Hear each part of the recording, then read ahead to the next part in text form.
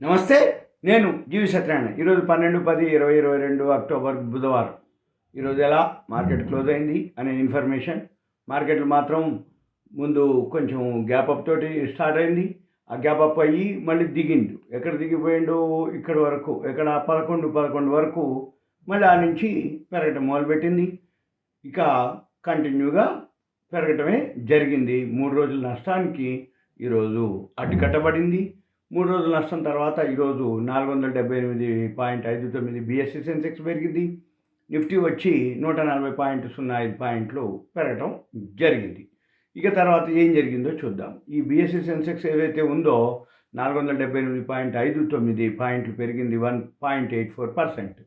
తర్వాత 30 కంపెనీలు ఏవైతే సెన్సెక్స్లో ఉంటాయో 25+5- క్లోజ్ అవటం జరిగింది.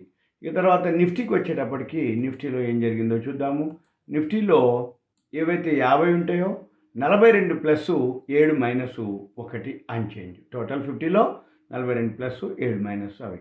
ఇక తర్వాత అన్ని సెక్టార్లు కూడా ఈరోజు పాజిటివ్లోనే క్లోజ్ అవటం జరిగింది. విక్స్ మాత్రం 20.17, 1.53% మైనస్లో జరిగింది. ఇక బ్యాంక్ సెక్టార్ వచ్చేటప్పటికి 406.10 పాయింట్లు పెరగడం జరిగింది, 1.05%. 12 బ్యాంక్ షేర్లు ఉంటాయి, 11+1- టోటల్ 12లో 11+ అనమాట. అయిన తర్వాత ప్రైవేట్ బ్యాంకింగ్ సెక్టార్ వచ్చి 257.55 పాయింట్లు పెరగడం జరిగింది. ఎఫ్ఎంసీజీ సెక్టార్ వచ్చి 632.20 పాయింట్లు పెరగడం జరిగింది బాగా. ఐటీ సెక్టార్ వచ్చి 225.15 పాయింట్లు పెరగడం జరిగింది. తర్వాత నిఫ్టీ నెక్స్ట్ 50 వచ్చి 332.95 బాగా పెరగటం అంటే ఎక్కువ శాతం మనకి నిఫ్టీ నెక్స్ట్ 50 పెరిగింది. తర్వాత ఎఫ్ఎంసీజీ సెక్టార్ ఈరోజు బాగా పర్ఫామ్ చేయడం జరిగింది. ఇది సింపుల్గా మనకి ఉన్నటువంటిది అనమాట. అంటే ఏదైతే సెక్టార్లు ఉన్నాయో 3 రోజుల తర్వాత అన్ని సెక్టార్లు బాగా పెరగడం జరిగింది, అన్నీ కూడా పాజిటివ్లోనే క్లోజ్ అయింది. ఇది సింపుల్గా షార్ట్ కవరింగ్ కింద అనుకోవచ్చు. తర్వాత ఈరోజు ఏదైతే మన మామూలుగా మార్కెట్ ఎందుకు పెరిగింది అనే దాని మీద మనం చూసినట్టయితే moneycontrol.comకి వెళ్ళినట్టయితే గ్లోబల్ మార్కెట్స్ రాత్రి మార్కెట్లు మైనస్లోనే క్లోజ్ అవడం జరిగింది. యుఎస్ మార్కెట్లు, ఏషియన్ మార్కెట్లు కూడా మైనస్లోనే క్లోజ్ అవడం జరిగింది. మన మార్కెట్లు మాత్రం ప్లస్లో ఉన్నాయి. యూరోప్ మార్కెట్లు ఇప్పుడు ప్లస్లో నడుస్తూ ఉన్నాయి. ఏదైతే యూరోప్ మార్కెట్లు ప్లస్లో రన్ అవుతున్నాయో మన మార్కెట్లు కూడా 11 తర్వాత, అంటే 11 తర్వాత మళ్ళీ సపోర్ట్ తీసుకొని పెరగడం జరిగింది. ఈరోజు రాత్రికి అమెరికా మార్కెట్లు పెరుగుతాయి అనేది ఒక న్యూస్ అనమాట. దాంతో మన మార్కెట్లు స్ట్రాంగ్గా క్లోజ్ అవటం జరిగింది. ఇకపోతే ఇక న్యూస్ వచ్చేటప్పటికి మనము మార్కెట్స్ ఏవైతే ఉన్నాయో ఈ మార్కెట్లు 17,100 పైన మనము క్లోజ్ అవటం జరిగింది. ఈ 17,100 ఏదైతే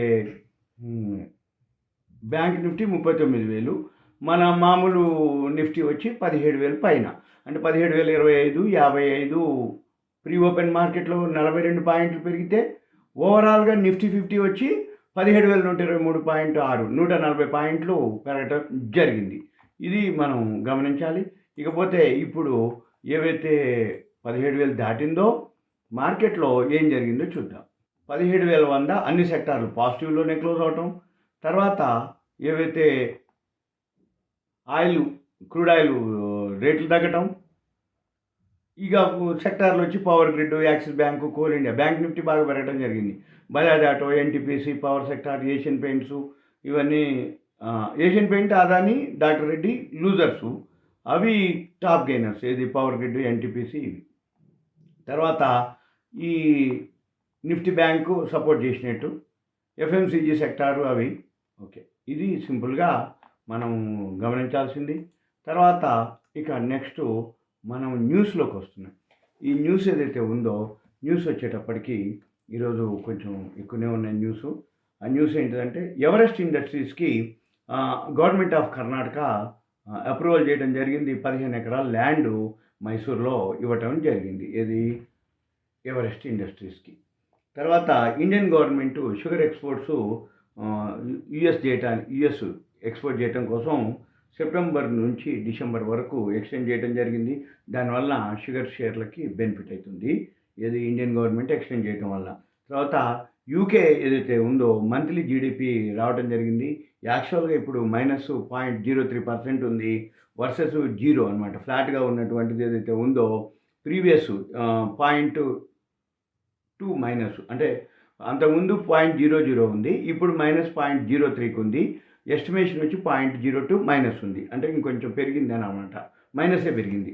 తర్వాత కోల్ ఇండియా ఎంఓయు కుదుర్చుకోవడం జరిగింది. బిహెచ్ఎల్, ఇండియన్ ఆయిల్, గెయిల్ తోటి వాళ్ళు ఒక అగ్రిమెంట్ కుదుర్చుకోవడం, ఎంఓయు కుదుర్చుకోవడం జరిగింది. అది కోలు గ్యాసిఫికేషన్ ప్రాజెక్ట్ కోసం. తర్వాత ఏథర్ ఇండస్ట్రీస్ లిమిటెడ్ ఇనాగ్రేట్ చేయడం జరిగింది. R&D సెంటర్ ఒకటి సూరత్లో ఓపెన్ చేయడం జరిగింది. Ather industries, AETHER, Ather industries. తర్వాత HFCL హిమాచల్ ఫ్యూచరిస్టిక్స్ ఆర్డర్ రావడం జరిగింది. 39.19 కోట్ల రూపాయలు services long distance first fibre network కోసం దానికి ఆర్డర్స్ రావడం జరిగింది. 39.19 కోట్లు ఆర్డర్. తర్వాత క్యాబినెట్ అప్రూవ్ చేయడం జరిగింది సబ్సిడీ ఈ 30,000 కోట్ల రూపాయలు HPCL, BPCL, ఇండియన్ ఆయిల్ కార్పొరేషన్కి. ఈ మధ్యకాలంలో పెట్రోల్ డీజిల్ పెరగట్లేదు కదా. ఎందుకు పెరగట్లేదు అంటే ఇదే రీజన్ అనమాట. అంటే ఈ లాస్ ఏదైతే ఉందో, ఈ క్రూడ్ ఆయిల్ డిఫరెన్స్లు అప్ అండ్ డౌన్లు ఏదైతే ఉందో అదంతా కూడా మన క్యాబినెట్ ఏం చేసిందంటే 30,000 కోట్లు అప్రూవల్ చేయడం జరిగింది HPCLకి, BPCLకును, ఇండియన్ ఆయిల్ కార్పొరేషన్కి. తర్వాత గణేష్ ఇంటర్నేషనల్ ఏదైతే ఉందో దానికి ఆర్డర్స్ రావడం జరిగింది 46 కోట్లు మ్యాపింగ్ ప్రాజెక్ట్స్ కోసం. తర్వాత జెనెసిస్ ఇంటర్నేషనల్కి ఆర్డర్స్ రావడం జరిగింది 46 కోట్ల